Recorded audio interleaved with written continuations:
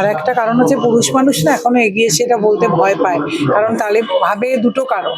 একটা ভাববে যে তাহলেই লোকে ভাববে তিনি বোধহয় বাড়িতে অত্যাচারিত বা নির্যাতিত, আর দ্বিতীয় কথা ভাবে যে আবার কে কি ভাববে আমি যদি এগোই। গতকাল বাগুইআটি মেলা মঞ্চ পরিচালনায় বাগুইআটি মেলা কমিটির তরফ থেকে Nandini Bhattacharya, president of all Bengal men's ফোরামের তিনি উপস্থিত ছিলেন। তিনি সেই মেলা মঞ্চ থেকে জানান, পুরুষের আধিকারিক রক্ষাই হলো আসল নারীবাদ, আইনের সম্মত সামাজিকভাবে কিভাবে করা উচিত তিনি সেটাই আমাদেরকে জানালেন। এছাড়াও তিনি এটাও জানালেন, এখনকার যতটা সুরক্ষা নারীদের দরকার ততটা আইনি সুরক্ষা পুরুষদের দরকার, কারণ আইনি সুরক্ষার দিক থেকে পুরুষদের জোরটা একটু কম। এছাড়াও তিনি কি বললেন শুনে নেব। দেখুন, বাগুইআটি মেলায় কিন্তু আমি প্রতি বছরই আসি, এটা সম্ভবত আমার 4র্থ বছর। ওনারা কিন্তু প্রতি বছরই এরকম কোনো না কোনো একটা অভিনব বিষয়ে আলোচনার উদ্যোগ নেন এবং কথা বলি আমরা, এবং প্রত্যেক বছর সবাই আসেন, নানা রকম কথা বলেন, এবং সেটা কিন্তু আমার জন্যও খুব একটা শিক্ষণীয় ব্যাপার, কারণ আমি ওনাদের কাছ থেকে এমন অনেক কিছু জানতে পারি যেটা হয়তো আমার কাজে সাহায্য করে। কাজে খুবই ভালো লাগে। এবং দেখুন, আমি যে কাজটা করি না সেটা তো একটা সামাজিক কাজ, কাজে যত বেশি মানুষের সঙ্গে মিশবো তত কিন্তু আমার জানার পরিধি বাড়বে। এখানে এসে দেখুন এই বয়স্ক ভদ্রমহিলারা এই যে কথাগুলো বললেন, এটা কিন্তু আমার পক্ষে একটা বিরাট আশীর্বাদের মতো, যে ওনারা যে দেখেন, ওনারাও এগুলো হয়তো এতদিন ধরে বলতে চেয়েছেন, কিন্তু ওনারা কখনো সেভাবে বলে উঠতে পারেননি, যেটা হয়তো আমি বলছি ওনারা সাপোর্ট করছেন। এবং এটাই আমার কাছে খুব ভালো লাগা যে এত মহিলা আমায় সাপোর্ট করে, এটা কিন্তু একটা বিরাট পাওয়া আমার জীবনে।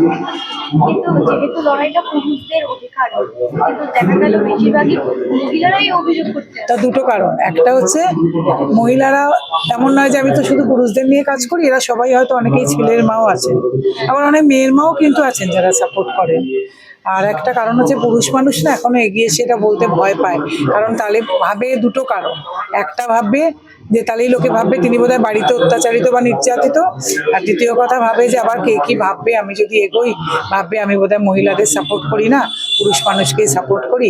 এটা ওনার টিআরপি কমে যাওয়ার একটা সম্ভাবনা থাকে। এই সংগঠনের কাজে তো পুরুষদের কণ্ঠের আওয়াজটাকে পৌঁছে দেওয়া, তাদের অধিকার, কিন্তু তারা কেন না, পুরুষ মানুষ আজ ভাবে যে যদি এর ওপর দিয়ে হয়ে যায় আর কি, বেশি যদি এটা দেখাতে যায় মহিলা মহলে যদি টিআরপি কমে যায়।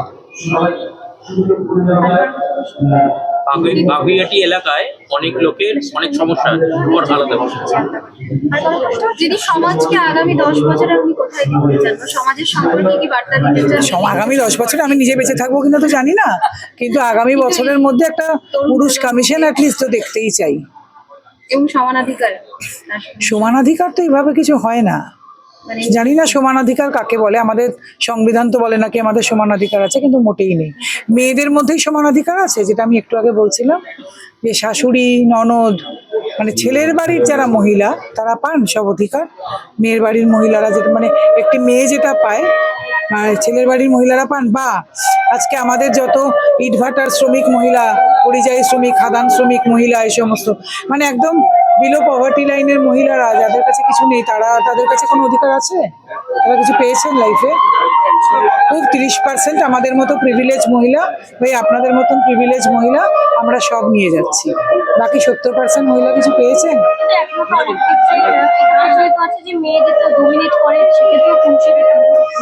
না না, আজকাল হ্যাঁ এখনো নিশ্চয়ই অনেক জায়গাতে নিশ্চয়ই আছে, কিন্তু এই আরবান সোসাইটিতে সেটা কমেছে, অনেক অনেক কমেছে। কিন্তু অবশ্যই অনেক জায়গায় এখনো আছে যেখানে মেয়েরাই খুব ডমিনেটেড, ডেফিনেটলি আছে। কিন্তু আমি জানতে চাই যে মেয়েরা সারা ভারতবর্ষেই যদি আমি বলি, সমস্ত মেয়ের মুখে আলো একরকম পড়েছে? আমরা সেই বৈষম্য দূর করতে পেরেছি স্বাধীনতার 79 বছরে এসেও? সম্ভবত পারিনি। তাহলে আমার কথা, এত উমেন্স কমিশন, এত প্রকল্প, এত ভাতা, এত মহিলা এনজিও কি লাভ হলো? কিছু হলো লাভ? ওনাদের মনে হয় এই দিকটা এবার নজর দেওয়া উচিত একটু।